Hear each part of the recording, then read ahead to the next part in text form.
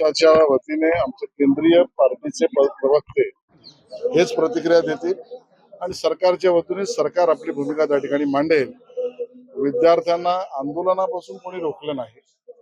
विद्यार्थ्यांचा जो मूळ प्रश्न आहे, परीक्षा योग्य, निष्पक्ष आणि पारदर्शी झाल्या पाहिजेत.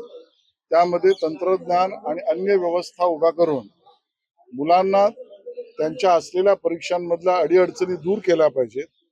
अशा दुर्घटना किंवा गुन्हे होता कामा नयेत. या सर्व विषयावर सरकार पूर्णतः लक्ष देऊन काम करतंय, काम केलंय.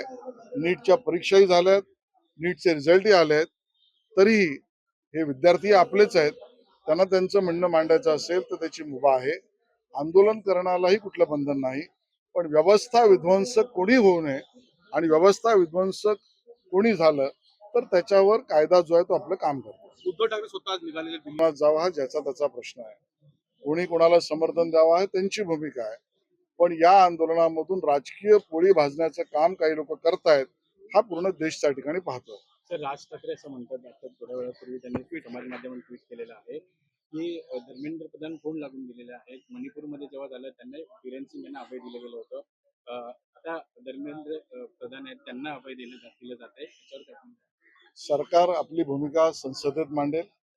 या विषयावर आंदोलन करते, ज्या मुद्द्यासाठी आंदोलन करतायत त्या मुद्द्यावर सरकार काम करतंय, केलंय, या पुढेही करेल. त्यानंतर सुद्धा ज्यांना राजकीय पोळी भाजायची आहे त्यांनी जरूर भाजावी.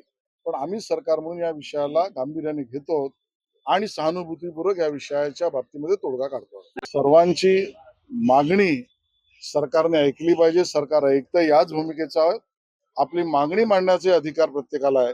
व्यवस्थेतला अडचण, त्या व्यवस्थांमध्ये विध्वंसकता या गोष्टी टाळल्या पाहिजेत, नाहीतर कायदा आपलं काम करतो. शर्मिला ठाकरे स्वतः आज स्वतः त्या आंदोलनात सहभागी